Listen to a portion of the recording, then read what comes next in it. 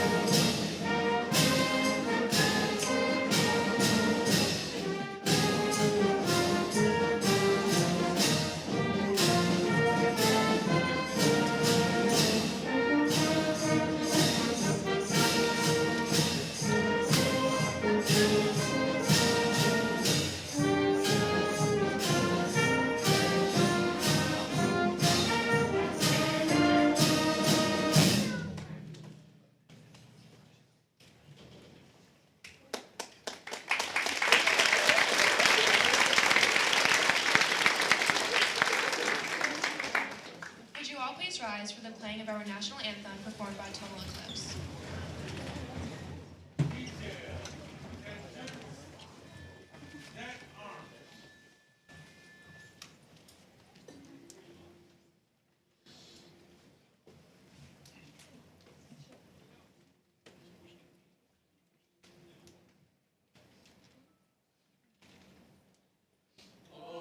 Say, can you see by the dawn's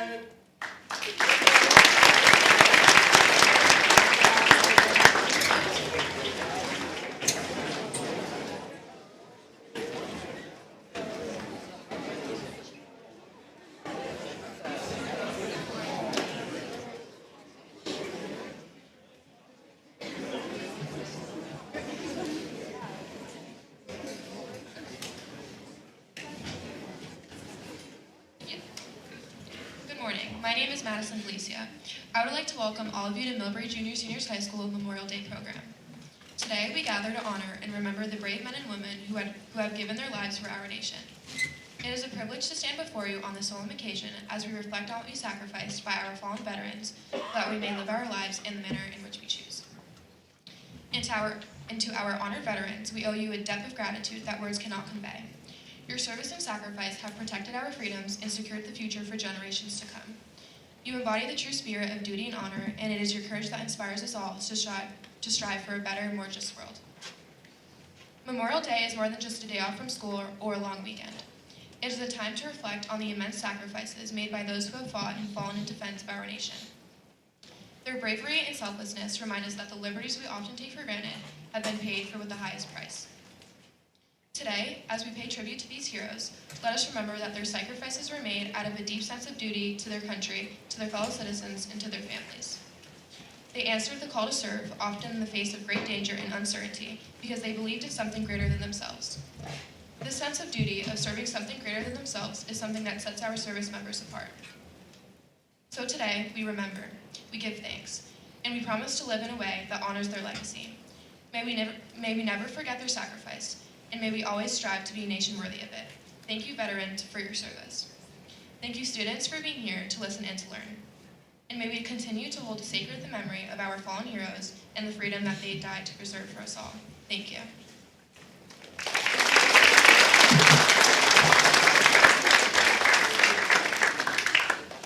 Our theme for this morning is Mail and Letters Home.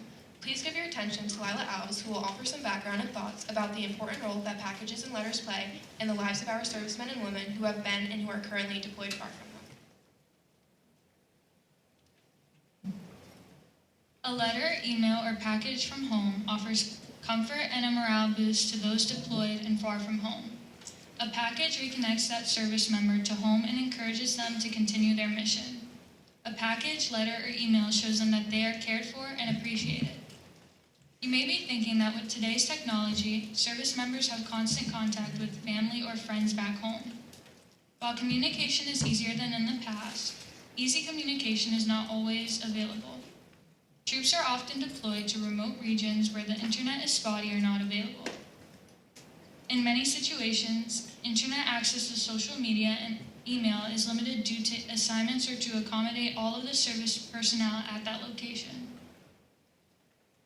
While electronic communications are faster and take less time to write, many of our service members still say that physically holding a letter or package item that can be looked at time and again truly provides that connection from home.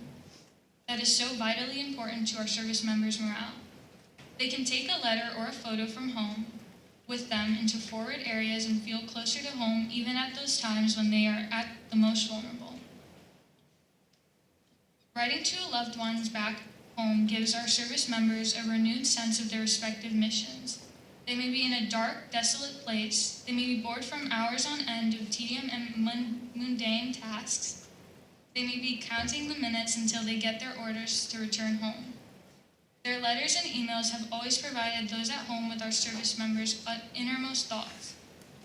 Thoughts about love, things that they miss, things they want to do when they get home, things they have learned, what they have come to appreciate, and in many cases, insight to their innermost fears. On Memorial Day, we recognize those who have fallen in service to our nation. These men and women were no different than others. They wrote and received many letters. To honor some of the fallen, we would like to share with you some of their last letters home. You will notice some themes throughout.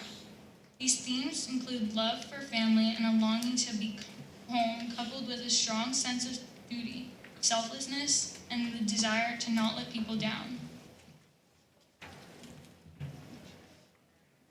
At this time, please give your attention to Lila Alves, Cole Guilford, Riley Karen, and Liam Forsman as they read the last letters written by 6 servicemen who gave their lives in defense of our nation. 56 years ago, Nicholas Venditti died in Vietnam. The Army helicopter pilot had been in the country for just 11 days. In that time, he penned 3 letters to his parents, his Aunt Bert and Uncle Louie, back home in Malvern, Pennsylvania. Nicky planned to marry his hometown girlfriend, Terry Bizik. A car enthusiast, Venditti owned a 1968 Camaro SS. He wrote first from Cam Ranh Bay after a commercial flight from Seattle.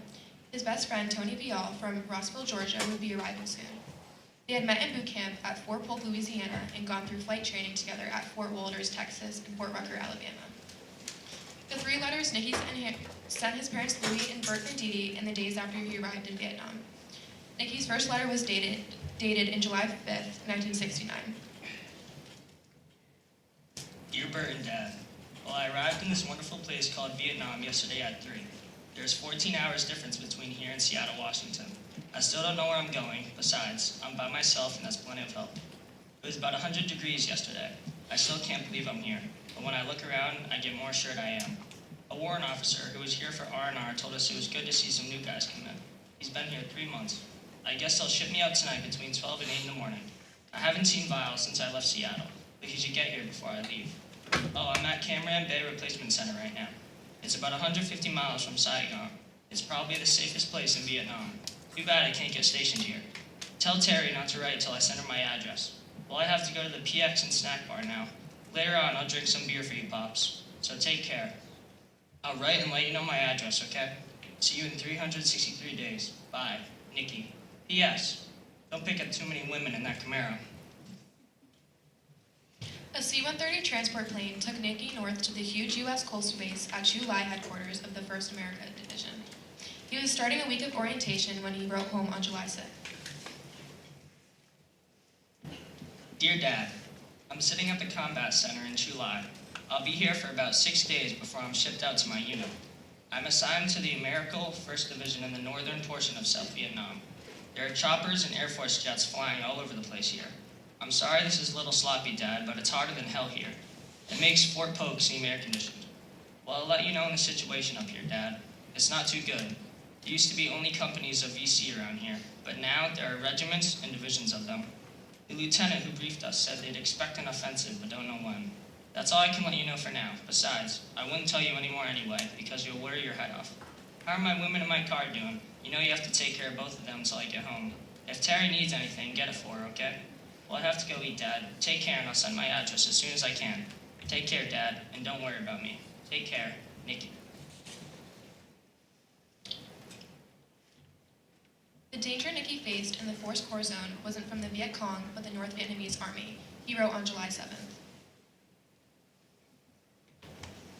Dear Dad, well, Dad, last night all hell broke loose. I was sleeping at about 3 in the morning when the mortars started coming in. I heard the first 2 rounds hit and saw everyone run like hell. So I rolled over in bed, and after a while, the alert siren blew. So I decided I'd better find a bunker. He would have laughed if he saw Vile. He jumped out of bed, fell out the door, and low-crawled to the bunker. That was the fastest I ever saw Vile move. I forgot to tell you, I met him at Cam Ranh Bay, and he came up here to Chu Lai with me. But when we leave here, we'll get separated for sure. So take care. I'll send you my mailing address as soon as I can. See you in 361 days, I think. Take care, and tell everyone I said hello. Bye, Nicky. He would not live to write again. On July 10th, as part of their orientation, Nicky, Tony, and a few dozen others were trucked off the base to a landing zone called Bayonet. They sat at tables in a plywood building for a lecture on grenade safety. But the sergeant who taught the class made a terrible mistake. Intending to see how the men would react, he unwittingly tossed a live grenade among them instead of the dead. The blast killed 1 soldier instantly and mortally wounded Nicky and his friend Billy Vacon from South Portland, Maine, a fellow helicopter pilot. Nicky lost his left leg below a knee. Tony and a dozen others were seriously hurt. The Army said it was an accident. 5 days later, on July 15, 1969, Warrant Officer Nicholas Albandini died in the intensive care unit at Chu Lai's 312th Evacuation Hospital. He was 20 years old. Billy in the same ICU followed him 2 days later. U.S. Army Sergeant Marshall Robertson served in Vietnam. He was married and had 4 children. He was 3 days away from finishing his combat tour and returning home. His unit had lost many men in a short amount of time and were about to be led by new officers who had little combat experience. When his company received orders to go out on a search and destroy mission, Robertson was given the choice of staying in the safety of the company base camp because he only had 3 days left on his tour. Rather than having his men face combat with inexperienced leaders, Sergeant Robertson volunteered to be with his men during the coming fight. Here's the last letter he wrote home to his wife and children. August 20th, 1969. My dear darling, honey, I love you so very much. I'm writing this letter at 8:30 p.m. tonight. I want you to know how I feel about you. For you see, this might very well be my last letter. I know you will not understand or be able to understand what I'm doing, but I have to do it. My company went into Relief B company because they lost 27 men killed in 2 days. Well, now my company is taking a beating. I'm going out at 4:30 in the morning. I know what you're thinking I have too much to live for. Well, that's very true. But there are times in a man's life where he must do what he must. Honey, please forgive me for this. But I know you'll not understand, or please try to see my side of it. My love, if I should die over here, it will not be for my country or this country. It will be for my boys. Please tell the kiddies I love them, and if this is my last letter, please remember me. Whatever happens, I love you. Sergeant Robertson was killed the following night while on an ambush control. Tommy Kennedy was a 21-year-old second lieutenant serving in World War II, knew he would not come home alive. He had been captured by the Japanese at Corregidor and spent nearly 3 years as a prisoner of war. Fatally malnourished and incarcerated on a hell ship, Kennedy scribbled a farewell message to his parents on the back of 2 family photographs. Mommy and Dad, it is pretty hard to check out this way without a fighting chance, but we can't live forever. I'm not afraid to die. I just hate the thought of not seeing you again. Buy Turkey Ranch with my money and get me off to while you're there. Make liberal donations to both sisters. See that Gary has a new car his first year of high school. I'm sending Walt's medals to his mother. He gave them to me September of '42. Last time I saw him in Bud, I went to Japan. I guess you can tell Patty that they just didn't want us to be together. Hold a nice service for me in Bakersfield with the headstone in the new cemetery. Take care of my nieces and nephew. Don't let them ever want for anything else I want, even more than warmth or water now. I'll be waiting for you in the world beyond. Your son, Lieutenant Tommy Kennedy. Kennedy's letter was smuggled from one POW to another, and it was finally mailed to his parents in late 1945, more than 4 years after their son had left for the Pacific.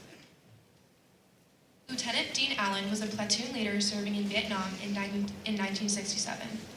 Allen was 27 years old when he wrote what would be his last letter to his wife, Joyce, from Vietnam on July 10, 1967. At 6'1", 200 pounds, Allen cut an imposing figure, but under his tough exterior was a compassionate, thoughtful officer who genuinely cared for his men. There are many times while I'm out in the field that I really feel the need to talk to you.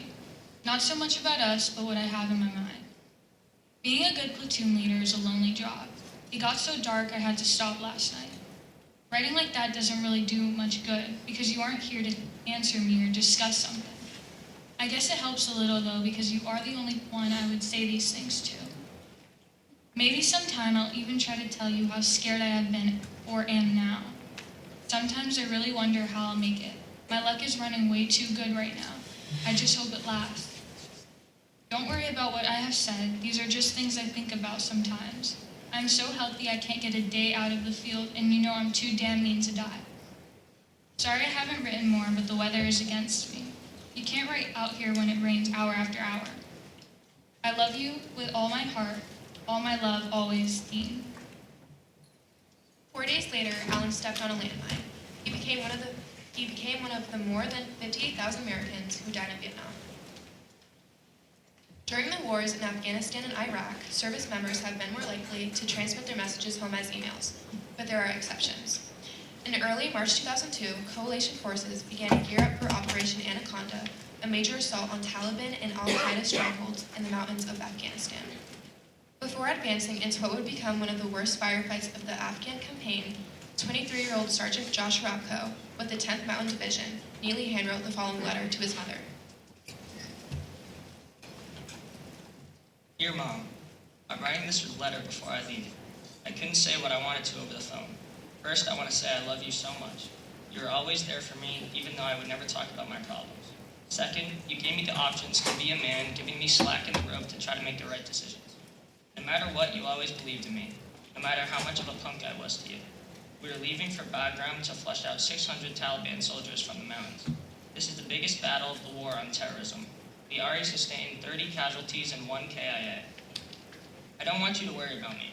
I know you will because I'm your son. Mom, I'm not afraid to die for something that is right. I just hope that I make you proud. And if I don't come home for any reason, I just want you to know I'll always be with you. I want you to know you raised the cream of the crop. Well, Mom, I have to go now. All that I have said here are words from my heart, and I mean every last one of them. Tell Aunt Joyce I said hi and I love her.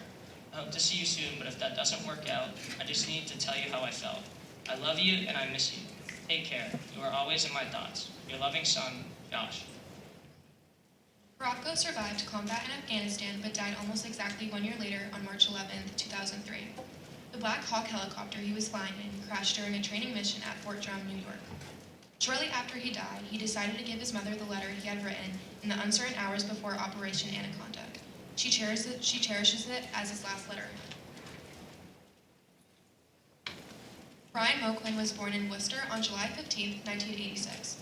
He was a student at Millbury High School for 2.5 years. He was never able to graduate and instead received his GED. As a student, Brian was both rebellious and patriotic. Joining the military and taking and passing the general equivalency diploma test to do so were a way to straighten himself out.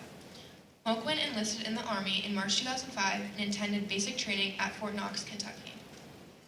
He was assigned to the 10th Mountain Division in August and deployed into Afghanistan in February.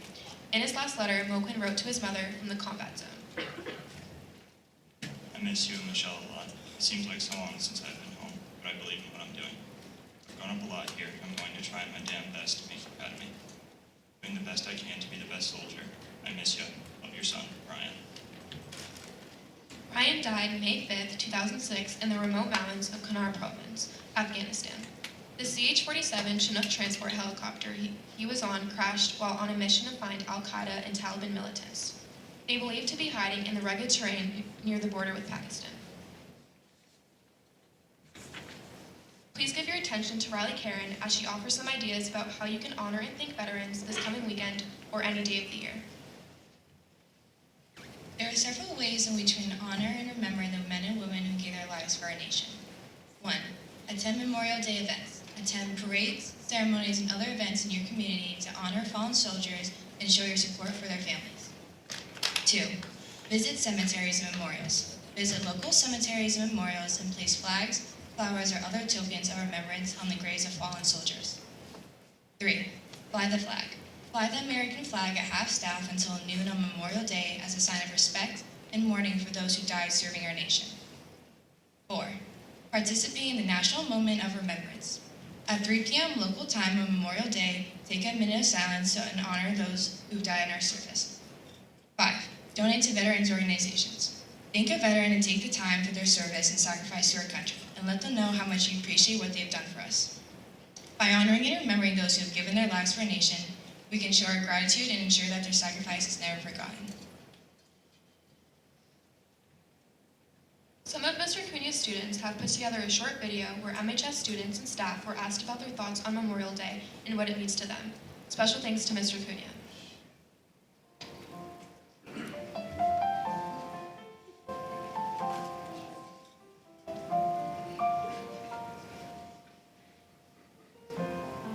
Memorial Day is a solemn day of remembrance to honor the brave men and women who have lost their lives defending our freedom. MHS students and faculty discuss what Memorial Day means to them, talk about relatives that have and are currently serving, as well as our chance to say thank you to those that paid the ultimate sacrifice defending our country and freedom. Memorial Day to me means honoring those who have served in the military, whether it's family, friends, relatives, people who have given their lives, their livelihoods to ensure our safety. And it's a day where, while we get the day off, we need to remember to honor them, honor their sacrifices, and honor everything that the day stands for. What does Memorial Day mean to me? It's just basically a day, you thank everyone who made that ultimate sacrifice. You hear that word a lot, but it's a serious word. Ultimate sacrifice, everything they did for us to have such a great country.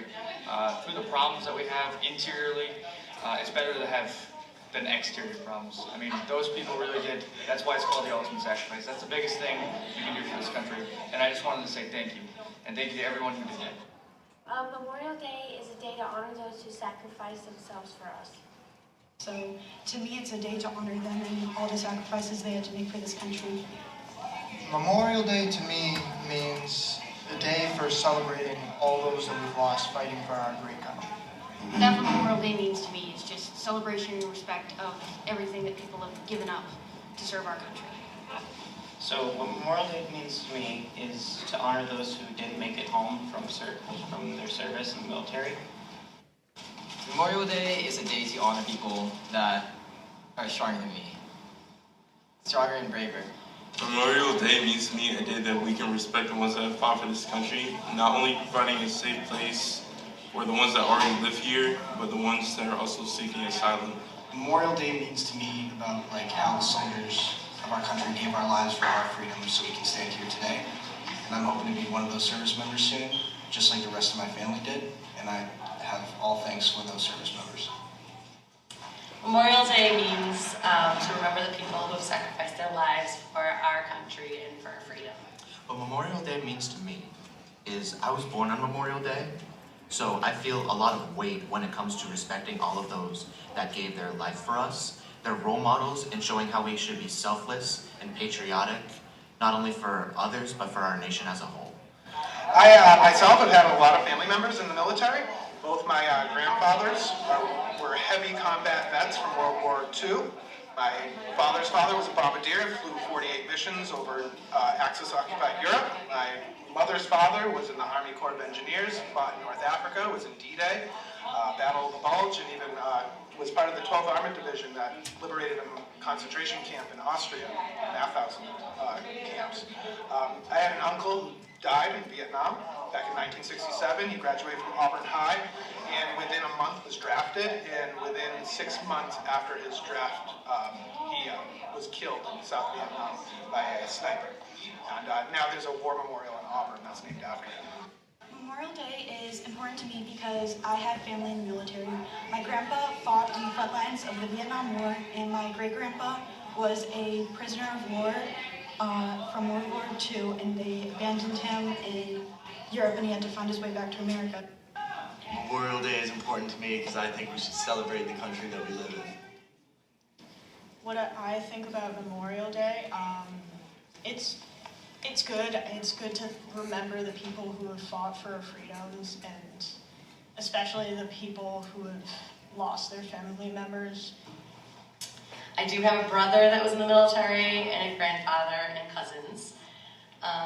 So I have much respect and appreciate their service.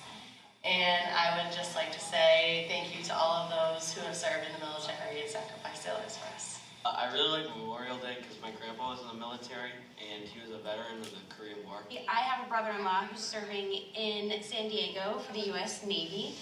So I think a lot about him and his buddies and everyone that's with him at this point and what they're serving for. I have an uncle and a grandfather who served, and now I have an uncle that's currently serving. He is a general in the United States Navy, and then I have one that's in the Air Force. I'm proud to have them as relatives because they're people that I look up to and things that I want to do in the future. I've had a lot of family members who have served in the military. My papa served, my dad's dad, and his brother, my uncle Andy. My uncle Steven served, and a bunch of his kids, my cousins, have also served or are currently in service. I have a whole bunch of people in my family from the military. My grandfather was, I believe, a captain in the Army in Korea. My uncle was a medic in Vietnam, and my other uncle was a Marine, but didn't get deployed. So I do have family members who served. They didn't pass away in combat, but they did serve. Memorial Day is a really important day. I grew up doing parades in the Scouts, honoring those who gave it their last full measure to our country, and it's a really important day just to remember those who sacrificed everything for our freedoms, even as good or bad as things are. It's a huge sacrifice to give. So I had family who served, and those who lost people or are honoring Memorial Day, I just say thank you for your family service. Thank you so much for everything you guys have done. I would like to say thank you to everyone who has protected this country. Thank you to all of you who have served our country. I appreciate all of the people who help to serve the country. Thank you. I like Memorial Day because I love the country. Thank you everyone that served in the military. Thank you to all the veterans who served for our country and keeping us safe. So what would I like to say to those that made the ultimate sacrifice? I'd really just like to say thank you. It's such a grateful thing for you guys, to make that sacrifice for us to be here today. I think that's pretty awesome. I'd like to say thank you to everyone who's ever served. It's really the biggest risk, signing up or even being drafted and having to go serve, especially in I don't know, combat zones or whatever, and that would be the scariest thing ever. So it's really brave, and I'd like to say thank you.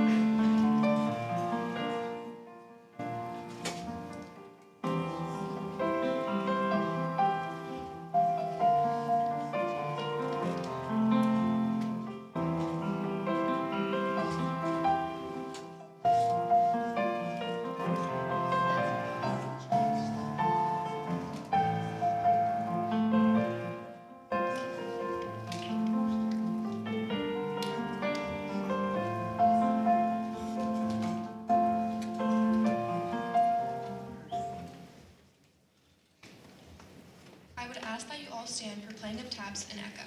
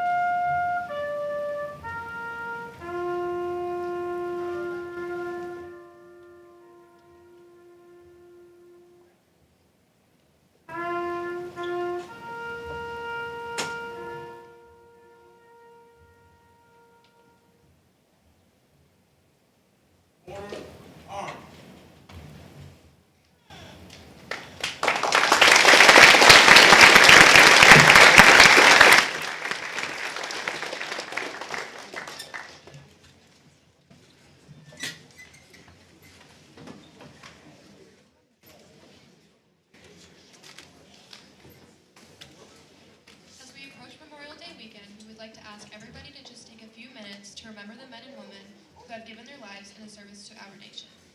Asking for a few moments of quiet reflection and thanks at some point this weekend is such a small ask in comparison to what they gave for us and to us.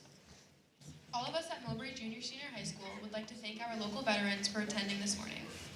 I would like to ask everyone to stand and give a loud thank you to our vets as they leave the auditorium.